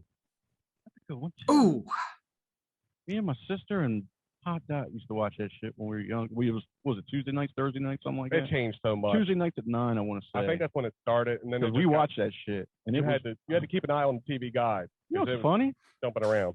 We kind of had a. You know what my number 4 is? You want me to go, or you want to talk about? No, Fresh I mean, no, Martin. oh, I so get what it. else to Martin say and about Fresh Martin? Prince look alike to you, huh? Yeah, great. All No, black they're shows black look alike to you. No, they're black shows because my 4th one is a black show. I was gonna let you do it, Mel. Different World is my number 4. That's the one I thought you were gonna say number 1. No, that's my number 4. I enjoyed the shit. I still watch the I know reruns too. we know you love A Different World. I didn't when they got older. It was a little rough, but they still held it together with the older cast and all that shit. Freddie was funny. I'm sorry. Then I was gonna say that Different World started in the 80s, but a majority of it was in the 90s. Then it started like 89. Yeah, it was like 89 but because it was it's a 90s show. So then Bill Cosby probably drugged Lisa Bonet and ran her off the Hillman, and then she just quit altogether. Went and had babies with Lenny Kravitz. You know, she got pregnant, and he got mad about that, and basically she had to get off the show. So Zoe Kravitz basically changed the direction of that show. He's like, bitch, you ain't having my baby. Yeah, and you know what? It was better without her because then you got the Whitley and Dwayne Heat. That that storyline that everybody did in the '90s. 2 people should be together, but they blah blah blah blah blah. Anyway. Yeah, I think taking her off the show really turned it into a much more of an ensemble show. And I do think it was enjoyable to watch. I like the show. I didn't put it in my top 4, but I don't hate that show at all. Well, here we go, another fucking love fest. Can I tell you the thing I liked about all wrestling lists from now on?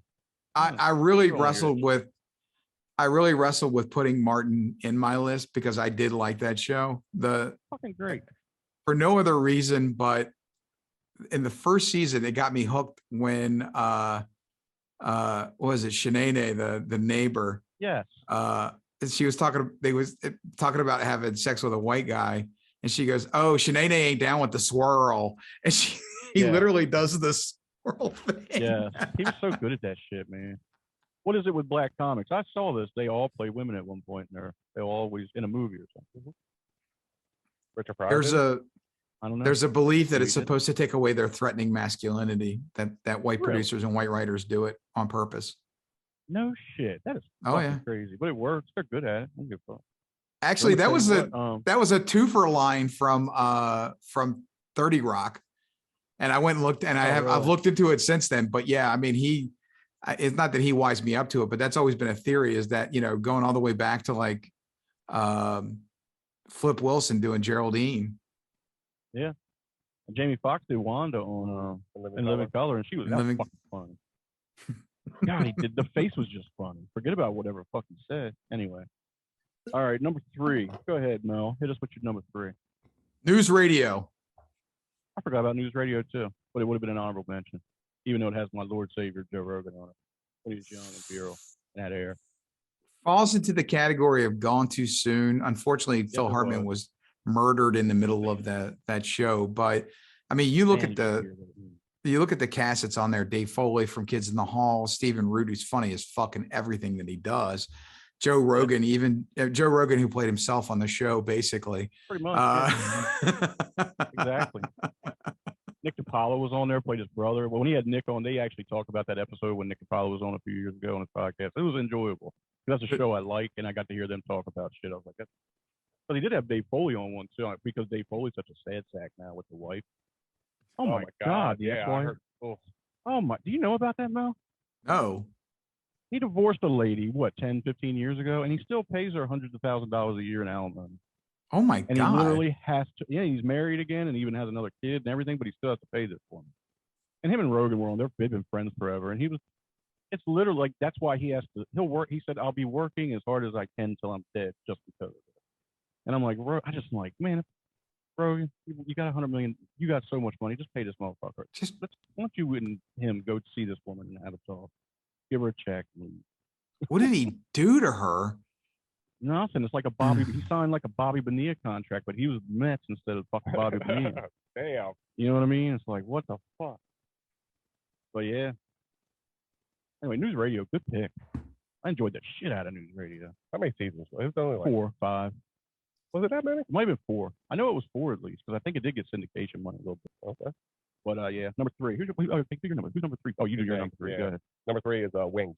God damn it. What was I not thinking about during all these goddamn Wings? I just watched that a couple years ago all the way through, and I enjoyed it. I was on the Lowell fence. And Antonio. Yeah. My 2 favorite characters, of course. Antonio was great. You were on the fence about Wings? Yeah, I fucking love that show. It was so good that it is what it is. it's one of the shows. It's one of the few shows that I've ever like we bought the entire series on DVD. Like, and when our kids were little, we would just pop in at we had long road trips. We just pop in disc after disc of Wings. My kids, between that and Futurama, my kids have digested those shows more than anything on the planet. I've never seen an episode of Futurama. Although my daughter watches, she has a cycle of running through BoJack Horseman, Futurama, and there's one other show that she watches religiously. Really? A cartoon? Yeah, and watches them over and over. Like, she's seen BoJack Horseman all the way through 5 times. Oh, what's the other one? The Nick Kroll one. That's what I was going to say it was. So good. I don't even know what it's called. What is it called? Nick Kroll and what's his name? Anyway, that's a good one too. It's on Netflix. I didn't ask Big you. Mouth. Big Mouth, yeah. Big Mouth. I rewatched that several times. Wings is a fucking awesome show. Oh, that's what I was going to say. And Pluto TV has a Wings channel, so. Yeah, they do. So that's exactly. All right, my number 3 is going to be Roseanne. Damn it, I didn't even think about Roseanne. Until they hit the lottery and all that shit. But when they were just a normal family. Sorry, Aunt Carol, I hate Roseanne. But I really do enjoy this goddamn show. It was it just reminded me of so much regular shit. Because every sitcom I saw until Roseanne, even the Cosbys, they were a doctor and a lawyer, they were restaurant owners, they were this, they were that, everything was big and nice. This is a real fuck shit. They had shitty ass couch and shitty Afghan, and they had dad would get drunk, shit like that. The mom had to work at the factory for George Clooney. Right. Shit real shit. You know what I mean? Wait, I had a crush on the first older daughter, and then when they changed, I was like, who's this bitch? You like her better? I like the new one better. Did you? As far as look. I ain't give a fuck. Oh, she was great. Yeah. Oh, you're right. She was great on Scrubs.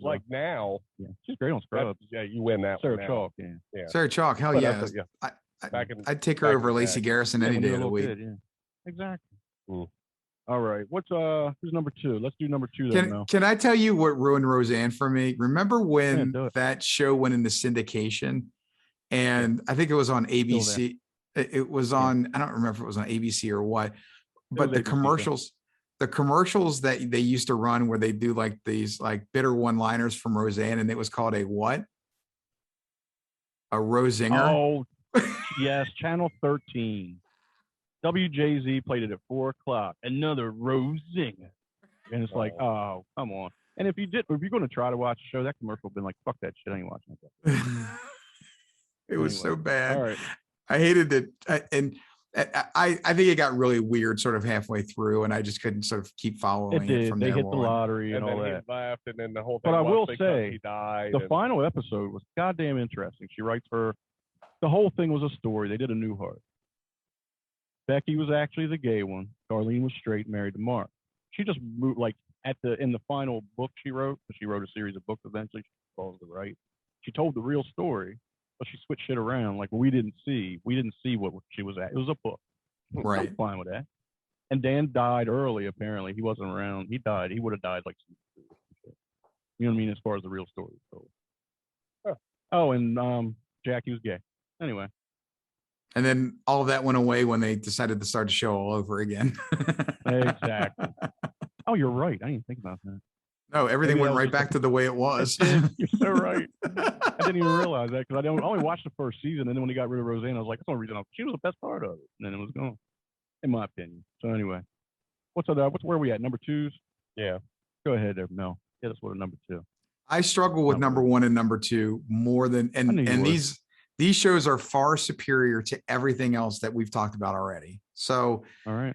I'm probably going to regret this, but I went with Frasier at number two. I'm Frasier number two. I'm Frasier number one. Oh. I know what your number two may be. No, maybe not. I don't know. No, my number two is Fresh Prince of Bel-Air. I'm done. Oh, you're done? Oh, shit. Yes, Friends is not on my list. Me neither. I can't watch the rerun. I can't. Frasier is the perfect sitcom. It is good. But as far as getting excited to watch a sitcom, I don't get excited to watch Frasier like I do my number one. Not excited, but if they're both on, I'll probably always go. If I want to watch one of them, I had to pick gun in my head. I'm always going to probably go with the other one. So Frasier was your number two as well. Yes. Okay.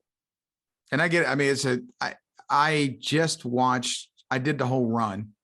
I think we had the same struggle, Mel. We have the same number one. And I have a feeling we may, but yeah. I think the show is well written. It's funny. It's got good soft moments. It's got good humor. It's continues to be clever. You know, the situations are not completely outlandish. They're understandable, but they're still funny. And one of the best episodes of Frasier for me, like one of the ones that really made me laugh a lot, was in the last fucking season. Yeah. And they brought the Cheers people back. And you're like, that's old hat shit they do at the end of something. Still fucking funny, 11 man. Consistently They're funny. They're going to bring it back. Aren't they bringing Frasier back? Now let's see what happens with it. All right, so you think you two got the same number one? Yeah. You want to say the same thing? You want to guess? I want to take a guess at it. You want to let him guess, Mel? Go ahead. All right. You already know it. I know you know it. You have to. Nah, I don't want to take a guess. I don't want to, but I'm gonna write it down for you. All right. Go ahead, Mel. We'll just do this regular then. You say yours. My number one is Seinfeld. Seinfeld. Not even close. Good God. Are you fucking kidding me? I hate Seinfeld. Well, what do you figure? Never. You got no lady sensibility. I just don't enjoy it. Okay, I tried to go back and watch it. I just don't enjoy it. You and four people. Good. Man. Good for you. I'm not one of the fans. Sorry. I understand it. Soup Nazi's funny. I get it. No, that's the thing. You're watching it wrong. Because I'm not watching it wrong. I mean, I was just being sarcastic. When I was a kid, I watched it like that. It's Soup Nazi, no soup for you. But when you get older and you watch it, these conversations they have and really they tap into you because they're actual conversations 50-year-olds or 40-year-olds. I think we covered. So when you get older and you watch it, Soup Nazi, whatever. That's the second story, man. Just his. I know. They're dopey conversations. They're way better when you get older. I think we covered this on the old show, and I went back and tried to rewatch it. I just honestly, I just don't enjoy Jerry Seinfeld. I like Jerry Seinfeld doing the interviews and comedians in cars getting coffee. I don't enjoy Jerry Seinfeld as a stand-up comedian. All right. Well, listen. So hey, Mel. It's Mel. Hey, Mel. Listen. And go ahead. Get him. Look, I mean, it makes no sense.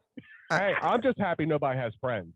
Honestly, there was no fucking chance Friends was coming on my list because I stopped watching that show in the 90s when I should have been watching that show because these people are all supposed to be like my age.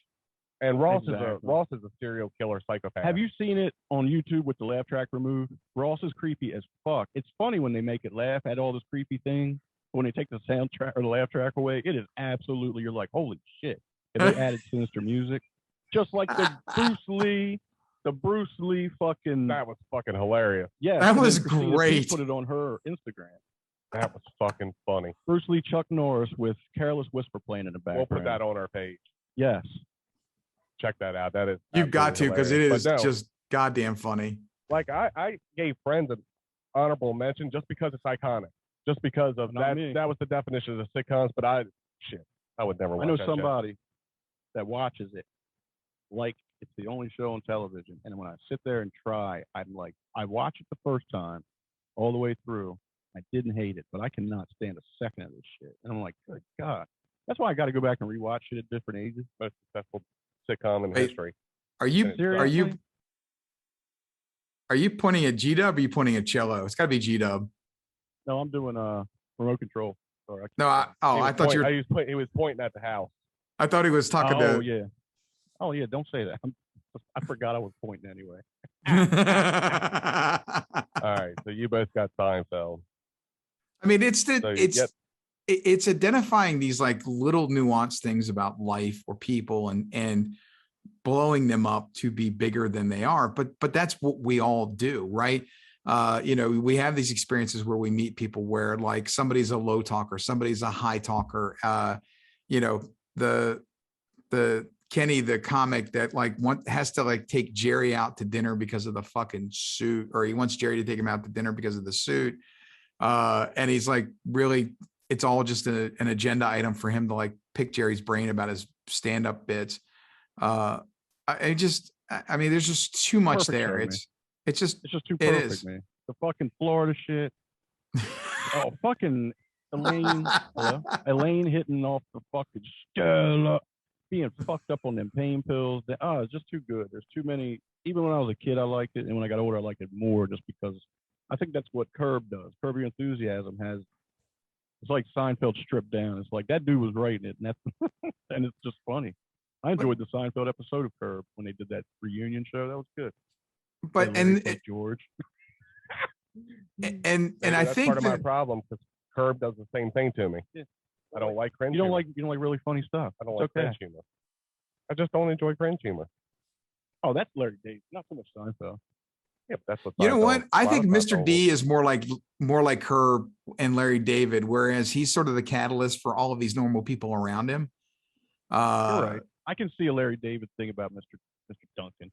Yeah. Parker. I never got out of the first season of Seinfeld, so I'm sitting there talking. I mean, I can't get. And that's the worst. Oh, you got to get to 3 at least, 2 or 3, halfway through 2. Oh, it doesn't matter. Just Don't worry started about it. 2.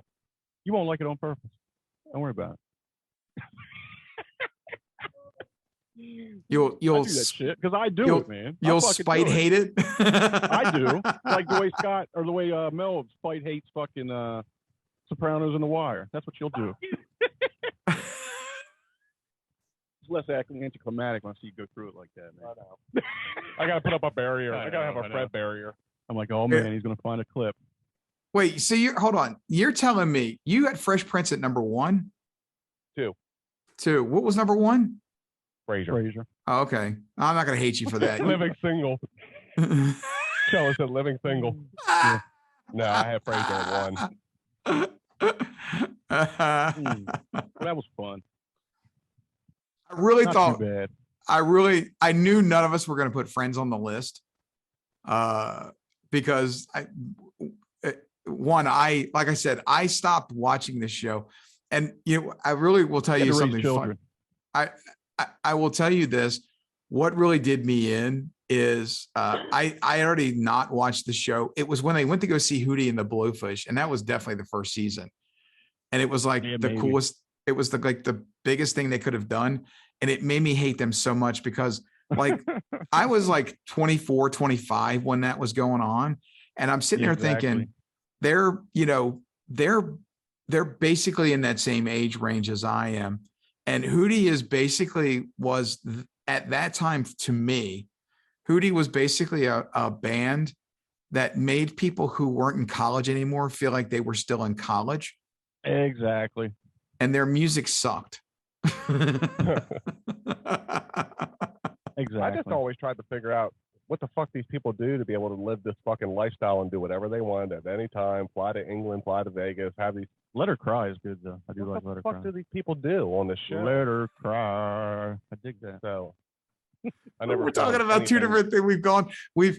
It's like Loki. We've divulged on 2 timelines at the same time. One's talking about Friends and one's talking about Hootie. I'm singing Hootie. He's looking straight through me. Yeah, I'm singing Hootie at him. You don't want to react. This show we've somehow made this show go off the rails talking about Friends. Exactly. Damn, I was ready to pounce on somebody for having Friends on their list. Really? Fuck yeah. Yeah, it won't go on Among the 3 of us, no chance. I have such a disdain for it at this point.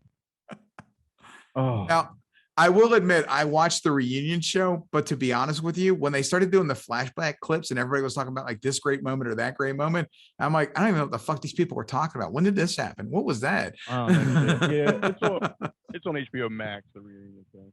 And then you have that unfunny asshole hosting the whole thing. I'm not watching. Who, Jerry Seinfeld? Yeah, him too. He's a guest host. James Corden. Oh, really? Are you serious? Yeah, he's like the host. And I really, more than anything, I wanted to see how like all of them aged. James Corden, what's he like? English Oprah? He's the English Oprah, right? I don't get it. All right. I don't get the funny. I don't get the How funny they factor. aged. He's right. How they aged. Jennifer Aniston's aged fantastic. She's perfect. She's an asshole. She's married to Brad Pitt. He ain't gonna marry no bitch who's gonna age bad. Ever. I don't know what deal she made and who she made it with, but and I'll say this, which is there are a lot of movies that she's in that I think are fucking hilarious because she's in them. She's not bad, man. As a movie, as a comedy, yeah. Oh, I love that movie. And her dad was on Days of Our Lives that I watched when I was a kid. Victor Kiriakis, he played John Aniston. Yep. No, it wasn't John Aniston. Yeah, you're right. Is it John? Yeah. I thought that was Gomez Adams. No, that's a different That's Aston. Yeah. Okay. All right. Yeah, go ahead. Who's aged the worst though? Who? Oh, I didn't see any. I Friends. didn't watch it. I would say Joey. Was it Joey? Yeah, he's got gray hair. He looks like an old Italian guy, right? I would say Chandler, but I know Chandler looks No, Perry, but Joey- it's the drug. Yeah, Joey's well, got Joey's gone totally dad bod. He Good for he him. literally, I mean, he's got like a belly and you know, he's the gray hair didn't bother me, but I looked at him and I was like, man, he just looks like a dude, you know. What it's like he got lost, you know, and he sort of stumbled onto the set and they let him stay there. Actually, David Schwimmer kind of looks exactly the fucking same. Does he really? Creepy fuck. You know what? He looked just like Robert Kardashian when he played the OJ Yeah, he story. did. Yeah, he did. Fuck yeah, he I couldn't did. believe how much he looked like that motherfucker. And that was like the only real legitimate thing he's done since fucking Friends. That was a network thing. But anyway, so that was our Friday for it. Fucking And- love And Courtney Cox is like, she's lived under the scalpel at this point. It's too much. Oh, she looks like Joan Rivers. I did see that in the still. I'm like, that bitch Yeah. got Joker face and everything, man. It's rough. Damn, that's rough. That is rough. All right, you want to do songs and get the fuck out of here?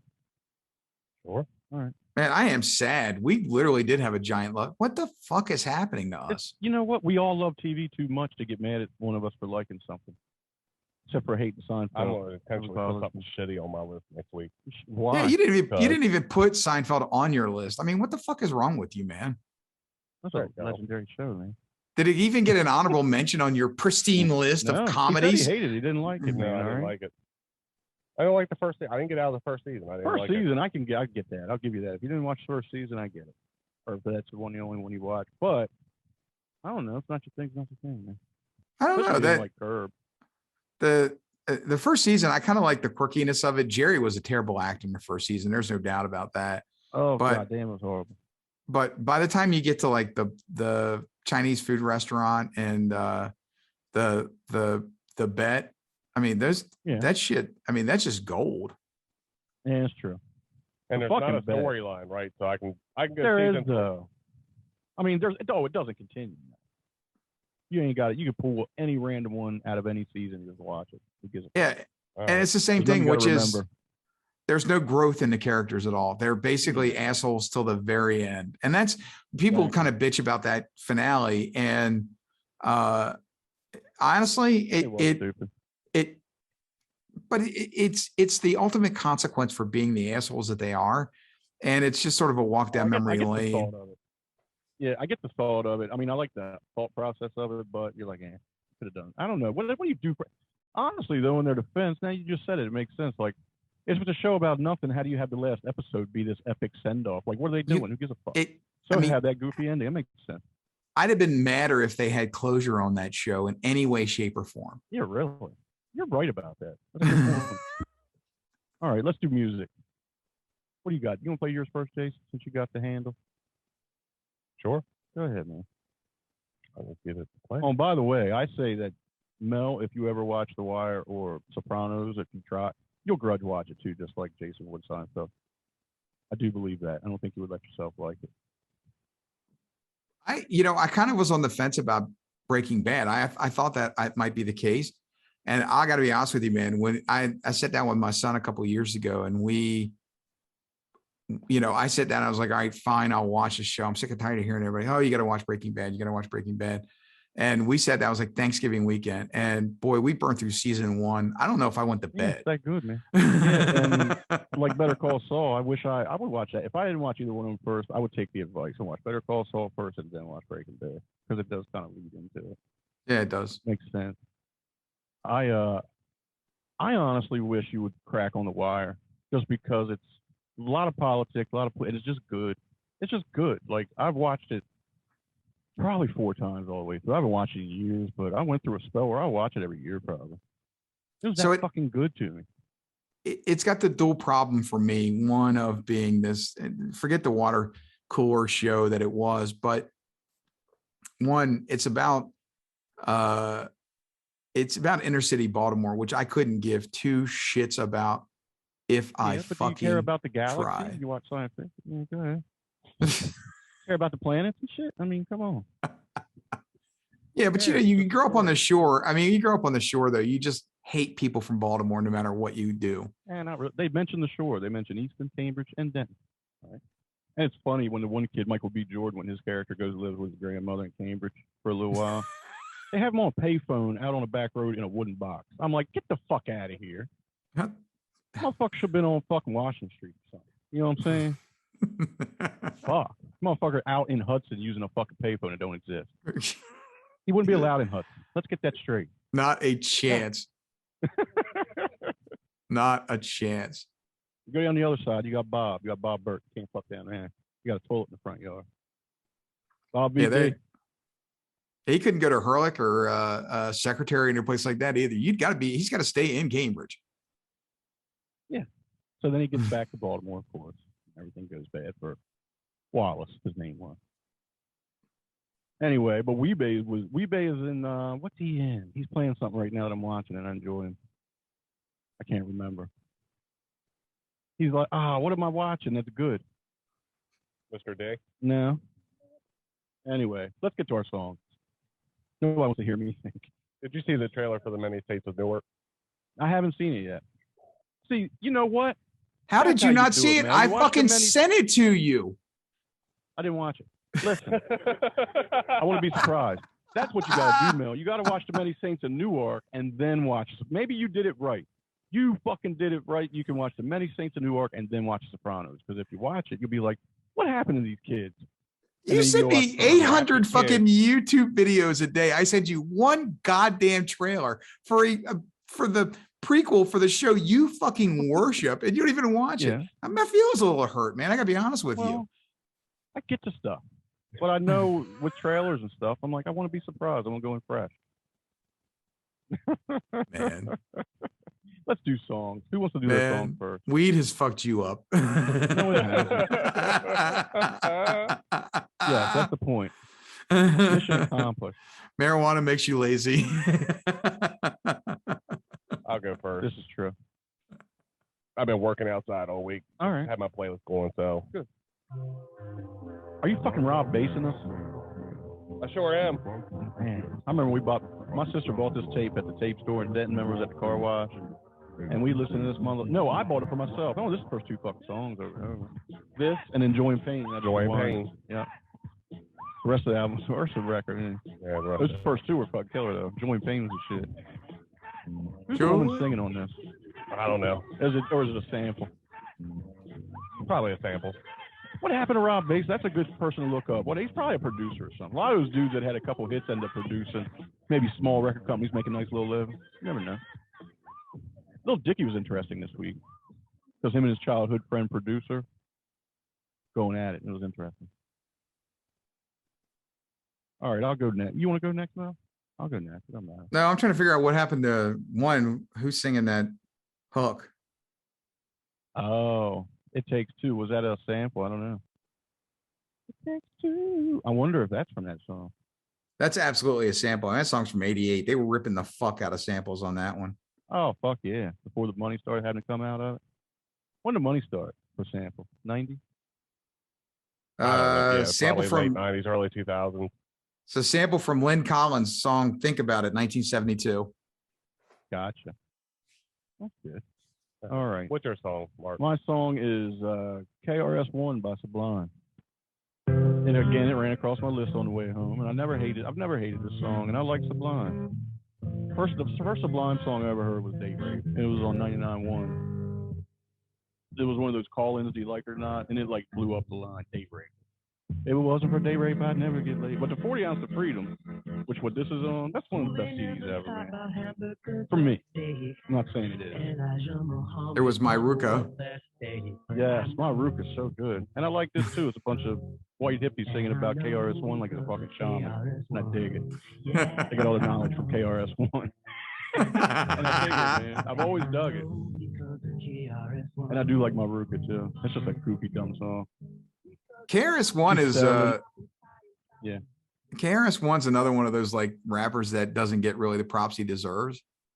Yeah, because it was goofy rap back then. It was simple rap. It wasn't like technical and fast and all that shit. But his message was good. I mean, he was way ahead of his time as far as social issues went. Very obnoxious for the 80s. You know what I'm saying? But I dug him. He was cool, man. BDP, Boogie Down Production. What you got there, Mel? I sent it to you. Yeah, no. Say the title. Oh, so on the 90s kick, I was listening to some 90s alt music. Hold on, for our YouTube followers, do it in the voice of Hulk Hogan. Oh, that's a good one. I like that. Well, you know, Mean Gene. You tried. Go ahead. It failed. Yeah, it was like Randy Savage and Hulk Hogan fucking had a retarded kid. It was good. Go ahead. So Stone Roses, which I think is one of the great bands of the 90s from Manchester. One of the ones nobody knows about, but yeah, unless you listen to 99.1, you didn't hear Stone Roses. That's right. And the song I chose is I picked one everyone knows. So I picked Love Spread, which has an awesome guitar open to it. I don't know it by title. Oh yes, I do. It's a great fucking song, man. That's got a great open. Yeah, in the for the alt times, man, this is the shit. It was one of them ones when it came on, you're happy. You hit record, unpause. There it is. And the bitch of it is, this is from like their 4th album. Oh, really? And it put them on the map. But you know, I'd been listening to them for years, and I had to have that moment of consciousness where I had to think, now that they're getting popular, do I hate them now? Hey, you're that dude. I'm that dude too, motherfucker. It's something about that when you like fringe music, you don't want to like it once everybody else likes it. It's stupid. It's a stupid reaction. Like if everybody started liking Old Crow Tomorrow and it became like a pop thing, wouldn't you let it go? Probably. See, what is that? Because I don't want to deal with the crowds at the concert. And you would like being unique, like, all right, never mind. I did. Like, I like being unique when people start to see it. I'm like, I like that they're just big enough, but their concerts are never a jam to get into them. All the seats are taken, but everybody's, happy, white, good to go. We'll leave that part out. Well, I had that problem with Daft Punk. Yeah. But I had that problem with Daft Punk when Get Lucky came out. I was like, I suddenly hated him. I've been listening to their music for like 14 fucking years. And all of a sudden I'm just like, man, fuck these guys. They suck. They got Pharrell singing their songs. Bunch of sellouts. That's why I like to find those bands from the 80s, so nobody's ever going to find them again. So that's why I'm like, I like Dead Milkmen and fucking Misfits because everybody's over it. I was like, hey, nobody these motherfuckers for more than one reason. Wait, hold on. Easy now. I love me some Dead Milkmen though. Dead Milkmen are fucking artists. They are.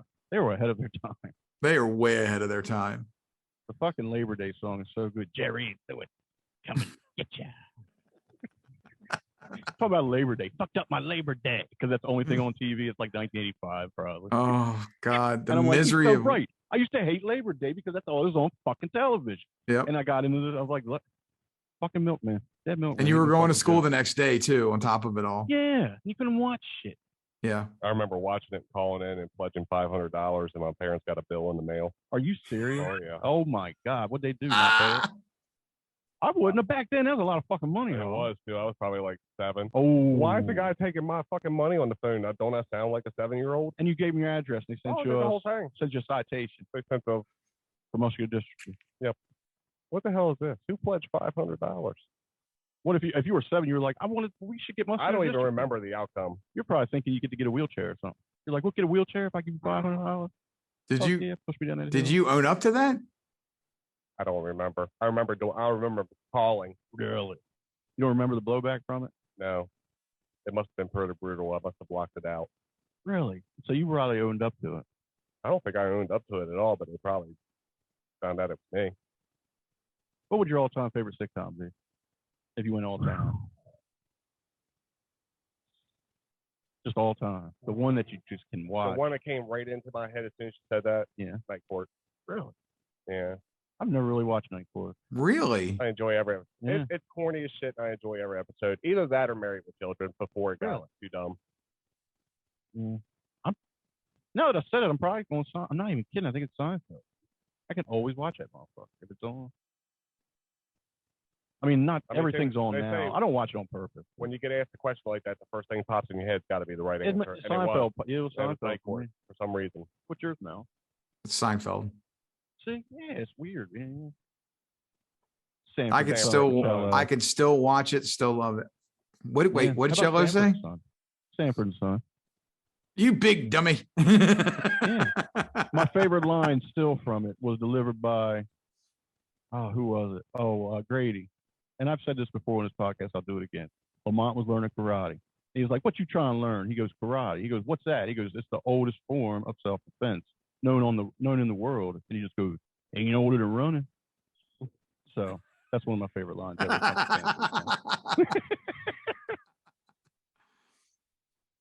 I could go through the 70s and do this too, because I got a bunch of shows from the fucking 70s that I love. I think Andy Griffith's probably one of the greatest sitcoms ever. As far as like every generation of kid can watch that shit. That's a real thing, man. It's definitely better than I Love Lucy. Yeah. I Love Lucy had too many capers and shit, where Andy Griffith was literally just dumb fucking lessons and just a fucking drunk. There wasn't nothing better than that. Barney, come on. And it's good. I can still watch Andy Griffith too if I had to. Like I would watch Andy Griffith. But now I'm going through sitcoms. Like I like Andy Griffith, but I would rather watch Dick Van Dyke Show than I would Andy Griffith. You know what? When Beaver was young, those first 3-4 seasons, it was fucking gold. I can always, you know what? That's right up there with Seinfeld. I ain't kidding. I can always watch Leave It to Beaver, man. Wait a minute. You like the Dick Van Dyke Show? No, I've never watched it. Yeah. When compared to what was the show we were comparing? I don't know. To? You said Andy Griffith. Yeah. Yeah, I'd rather watch Dick Van Dyke. Really? I'll take Andy Griffith. And you've never made the connection to that and Mel Cooley? Oh no, of course I have. Yeah. yeah. I definitely know that. Definitely know that connection. I just realized that Leave It to Beaver is my shit. I mean, that's some of the funniest scenes in television. Is those three. G-Dub just said it. Taxi too. Taxi. You know what I hate about Taxi? As much as I love it, I hate when they have a big event or a date and they get done and go back to the fucking garage. Would you go on a date and then go to work afterwards? Let's hang out in the office. No. But that's what they do. And a lot of sitcoms do it. How many times Frasier? Well, at least Frasier has a studio to show off to a woman. Right. It's like, I'm a shitty taxi driver. You want to go where I work? No. And why is it closed? Shouldn't taxis run 24 hours a day? Why is it even? And they even talk about the midnight shift, but nobody's ever there when it's late and they're dating. As long as there's a date, they don't work. Somebody's got a date in that garage, just in case. And nobody ever explained to me what Jeff does, the black guy that worked in the cage with Louis. Louis' assistant. I like it when he had that picture of his mom up. That's one of the best ones ever. He was like, I'm putting a picture of my mom up, Louis. Stop making fun of her. And he was like, all right, I'll call her Swamp Thing. And it was just so goddamn. It was bust after bust of that every fucking segment. And I was like, this is so fucking good. Louis De Palma is one of the great. Louis De Palma, Ari Gold, as far as smart asses. On the Al Bundy's up there. It's like the four that would go out and get beat up. Unless Al's there, he'll whoop everybody's ass. Of course. I would just set Ari on anybody and then let Al go up there and finish him off. No, there's no greater than Ari. Yeah, you're right. To obliterating somebody. Oh my God, it's fucking great. But Louis ain't no fucking joke either, Louis De Palma. No, I'm not saying that, but no, that's Ari. Because Louis would go at you physically. He would attack you. You know what I mean? So would Ari. But he would at least, well, whatever. Let's just say 70s, 90s are 2000s Ari is Louis De Palma from the 70s.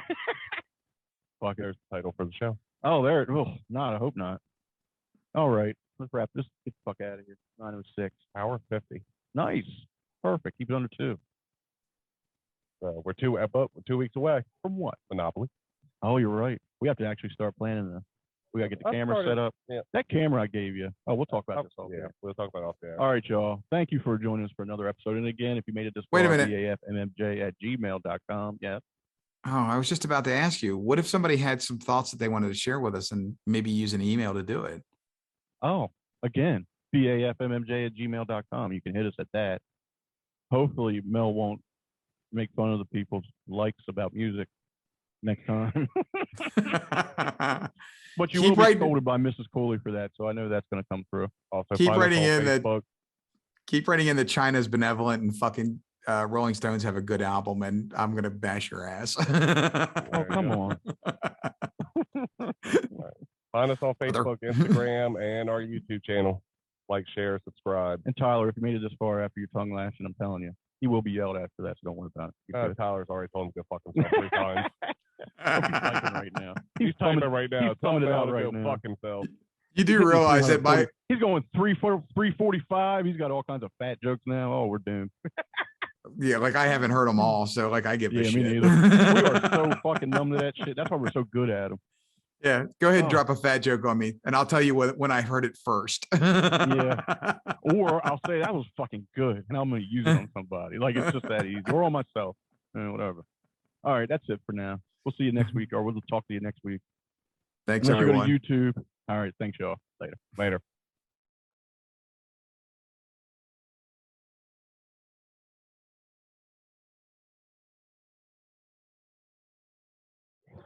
I'm ready when you are, bro.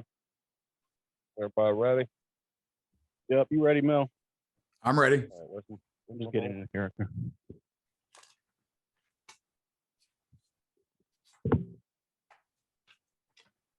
I'm ready, brother. Damn right you are. Waka check. How do you hide his giant dick in his shorts and his tights? Because when I heard he had that giant dick, I'm like, really? How much? That's what I've heard. That it was, yeah, because when you heard he was that dude, you're like, yeah, but in his tights he didn't. He had it regular. Everything was okay. I would actually have to use tape to construct a dick to make it have some kind of shape in there. Yeah, my guess is he pulled it. You know, he did what the like what RuPaul does. He had to tuck it underneath. RuPaul probably had a foot of dick to figure out. Probably stuck it up his own ass. There we go. Oh, I'm sorry. What are you doing? Fingering that pad? Yeah. Better stand up. I gotta have to. Yeah. Did you finish watching Mr. D? No, I'm on season 5. God damn, I finished. Are you I going watched for the whole phone one. Yeah, you're right there. I told you to do it earlier, and you said that'd be all right.